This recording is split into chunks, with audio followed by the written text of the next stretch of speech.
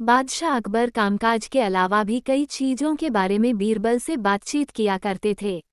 ऐसे ही बैठे बैठे एक दिन बादशाह ने बीरबल से पूछा कि इस दुनिया में सबसे बड़ा हथियार तुम्हारे हिसाब से कौन सा होता है।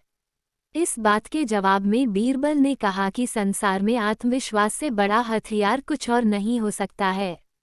यह बात अकबर के समझ में नहीं आई, लेकिन फिर भी उन्होंने कुछ नहीं कहा।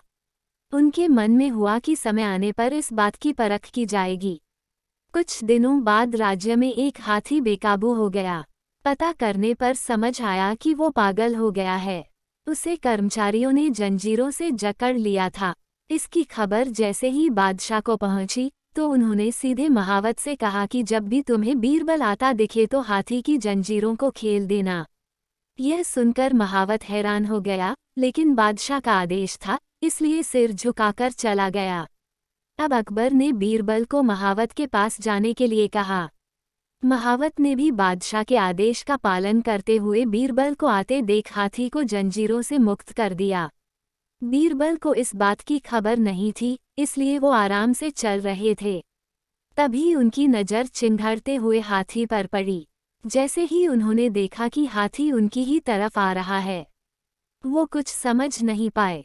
कुछ ही देर में उनके दिमाग में हुआ कि बादशाह ने मेरी आत्मविश्वास वाली बात को परखने के लिए ही इस हाथी को मेरे पीछे छोड़ने का आदेश दिया होगा। अब बीरबल इधर उधर भागने की सोच रहे थे, लेकिन ऐसा कुछ हो नहीं पाया। सामने से हाथी आ रहा था और अगल बगल में भागकर जाने की जगह नहीं थी।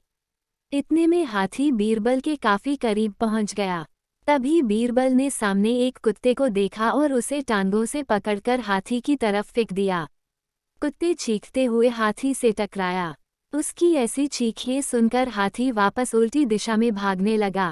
कुछ ही देर में इस बारे में बादशाह अकबर को पता चला, तब जाकर उन्होंने माना कि आत्मविश्वास ही मनुष्य का सबसे बड़ा हथियार है। कहानी से सीख: हर किसी की बात पर यूं ही भरोसा नहीं कर लेना चाहिए। बात की जांच और परख करना जरूरी है।